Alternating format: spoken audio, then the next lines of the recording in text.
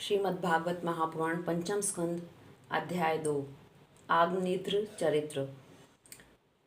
पिता प्रियव्रत के इस प्रकार तपस्या में संलग्न हो जाने पर राजा आग्निद्र उनकी आज्ञा का अनुसरण करते हुए जम्बूद्वीप की प्रजा का धर्मानुसार पुत्रवत पालन करने लगे।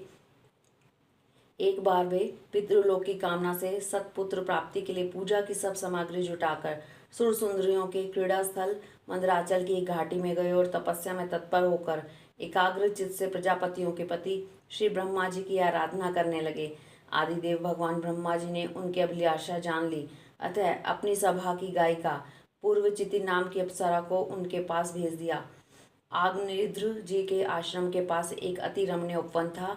वह अप्सरा उसी में विचरने लगी। उस उपवन में तरह तरह के सघन तरुवरों की शाखाओं पर स्वर्णलताएं फैली हुई थी। उन पर बैठे हुए मयूर आदि कई प्रकार के स्थलचरी पक्षियों के जोड़े मधुर स्वर बोल रहे थे। उनकी षड्जाति स्वरयुक्त ध्वनि सुनकर सचेत हुए जलकुक्कुट, कारंडव एवं कलहंस आदि जल पक्षी भली भांति से कूंजते रहते थे। इससे वहां के कमल वन से सुशोभित निर्मल सरोवर गूंजने लगते थे। पूर्वचिति की विलासपूर्ण सुललित गतिविधि और पाद विन्यास की शैली से पद पद पर उसके चरणानुपुरों की झंकार हो उठती थी। उसकी मनोहर ध्वनि सुनकर राजकुमार आग्निद्र ने समाधि योग द्वारा मुदे हुए अपने कमल कली के समान सुंदर नेत्रों को कुछ कुछ खोलकर देखा तो पास ही उन्हें वह अप्सरा दिखाई दी। वह भ्रमरी के समान एक एक फूल के पास जाकर उसे सूंघती तथा देवता और मनुष्य के मन और नयनों को आह्लादित करने वाली अपनी विलासपूर्ण गति, क्रीड़ा, चापल्य, लज्जा एवं विनय युक्त चितवन, सुमधुर वाणी तथा मनोहर अंगावयों से पुरुषों के हृदय में कामदेव के प्रवेश के लिए द्वार सा बना देती थी। जब वह हंस हंस कर बोलने लगी तब ऐसा प्रतीत होता मानो उसके मुख से अमृत में मादक मधुर झर रहा हो।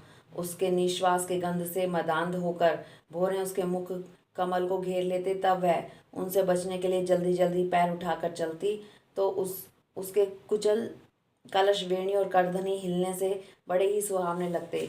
यह सब देखने से भगवान कामदेव को आग्निद्र के हृदय में प्रवेश करने का अवसर मिल गया और वे उनके अधीन होकर उसे प्रसन्न करने के लिए पागल की भांति इस प्रकार कहने लगे। मुनिवर्य, तुम कौन हो? इस पर्वत पर तुम क्या करना चाहती हो? तुम परम पुरुष श्री नारायण की कोई माया तो नहीं हो सके? तुमने ये बिना डोरी के 2 धनुष क्यों धारण कर रखे हैं? इनमें तुम्हारा कोई अपना प्रयोजन है अथवा इस संसार अरण्य में मुझ जैसे मतवाले मृगों का शिकार करना चाहती हो? तुम्हारे ये 2 बाण तो बड़े सुंदर और पहने हैं और इनके कमल दल के पंख हैं। देखने में बड़े शांत हैं और हैं भी पंखहीन। यहाँ वन में विचरते हुए तुम इन्हें किस पर छोड़ना चाहती हो? यहाँ तुम्हारे समान कोई सामना करने वाला मुझे दिखाई नहीं देता। तुम्हारा यह पराक्रम हम जैसे जड़बुद्धियों के लिए कल्याणकारी हो। भगवान, तुम्हारे चारों ओर जो ये शिष्यगण अध्ययन कर रहे हैं वे तो निरंतर रहस्ययुक्त समागम करते हुए मानो भगवान की स्तुति कर रहे हैं और ऋषिगण जैसे वेद की शाखाओं का अनुसरण करते हैं उसी प्रकार ये सब तुम्हारी चोटी से जड़े हुए पुष्पों का सेवन कर रहे हैं। इनके ऊपर तो अंगारों का मंडल सा भी दिखाई देता है, किंतु तुम्हारा वल्कल वस्त्र कहाँ है? द्विजवर, तुमने इन दोनों सुंदर सिंगों से क्या भरा हुआ है? अवश्य ही इनमें अमूल्य रत्न भरे हुए हैं। इसी से तो तुम्हारा मध्य भाग इतना कृश होने पर भी तुम इसका बोझ ढो रही हो। यहाँ आकर तो मेरी दृष्टि मानो अटक गई है। और सुभग, इन सींगों पर तुमने यह लाल लाल लेप सा क्या लगा रखा है? इसकी गंध से तो मेरा सारा आश्रम महक उठा है। मित्रवर, मुझे तो तुम अपना देश दिखा दो जहाँ के निवासी अपने वक्षस्थल ऐसे अद्भुत अवयव धारण करते हैं जिन्होंने हमारे जैसे प्राणियों के चित्तों को शुद्ध कर दिया है और मुख में विचित्र हाव भाव, सरस भाषण और अधरा अमृत जैसी अनूठी वस्तुएं रखते हैं। प्रियवर, तुम्हारा भोजन क्या है जिसके खाने से तुम्हारे मुख से हवन सामग्री की सी सुगंध फैल रही है? मालूम होता है तुम कोई विष्णु भगवान की कला ही हो, इसलिए तुम्हारे कानों में कभी पलक न मारने वाले मकर के आकार के 2 कुंडल है। तुम्हारा मुख एक सुंदर सरोवर के समान है। उसमें तुम्हारे चंचल नेत्र भय से कांपती हुई मछलियों के समान, दंत पंक्ति हंसों के समान और घुंघराली अलकावली भौरों के समान शोभायमान है। तुम जब अपने कर कमलों से थपकी मारकर इन गेंद को उछालते हो तब यह दिशा विदिशाओं में जाती हुई मेरे नेत्रों को तो चंचल ही कर देती है, साथ साथ मेरे मन में भी खलबली पैदा कर देती है।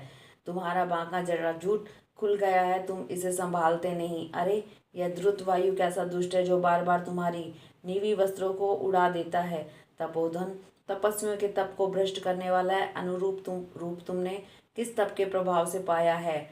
कुछ दिन मेरे साथ रहकर तपस्या करो, अथवा कहीं विश्व विस्तार की इच्छा से ब्रह्मा जी ने ही मुझ पर तो कृपा नहीं की है। सचमुच तुम ब्रह्मा जी की ही प्यारी देन हो। अब मैं तुम्हें नहीं छोड़ सकता। इसमें तुम में तो मेरे मन और नैन ऐसे उलझ गए हैं कि अन्यत्र जाना ही नहीं चाहते। सुंदर सिंगों वाली, तुम्हारा जहाँ मन हो मुझे भी वहाँ ले चलो। मैं तो तुम्हारा अनुचर हूँ और तुम्हारी ये मंगलमयी सखियाँ भी हमारे ही साथ रहें। राजन, आग्रनीद देवताओं के समान बुद्धिमान और स्त्रियों को प्रसन्न करने में बड़े कुशल थे। उन्होंने इस प्रकार की रति चातुर्यमयी मीठी मीठी बातों से उस अप्सरा को प्रसन्न कर लिया। वीर समाज में अग्रगण्य आग्रनीद की बुद्धिशील रूप अवस्था लक्ष्मी और उदारता से आकर्षित होकर वह उस जम्बूद्वीप अधिपति के साथ कई हजार वर्षों तक पृथ्वी और स्वर्ग के भोग भोगती रही।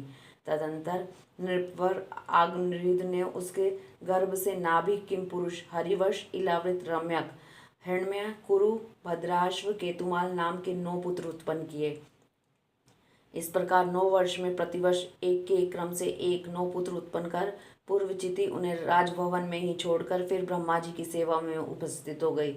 ये आग्नेय के पुत्र माता के अनुग्रह से स्वभाव से ही सुडौल और सबल शरीर वाले थे। आग्नेय ने जम्बूद्वीप के विभाग करके उन्हीं के समान नाम वाले 9 वर्ष भूखंड बनाए और उनमें एक एक पुत्र को सौंप दिया। तब वे सब अपने अपने वर्ष का राज्य भोगने लगे। महाराज आग्नेय दिन दिन भोगों को भोगते रहने पर भी उनसे अतृप्त ही रहे। वे इस अप्सरा को ही परम पुरुषार्थ समझते थे, इसलिए उन्होंने वैदिक कर्मों के द्वारा उसी लोक को प्राप्त किया जहाँ पितृगण अपने सुकृतों के अनुसार तरह तरह के भोगों में मस्त रहते हैं। पिता के परलोक सिधार जाने पर नाभि आदि 9 भाइयों ने मेरु देवी प्रतिरूपा, उग्रदृष्टि, लता, रम्या, श्यामा, नारी, भद्रा और देवगति नाम की 9 कन्याओं से विवाह किया। हरिओम तत्सत।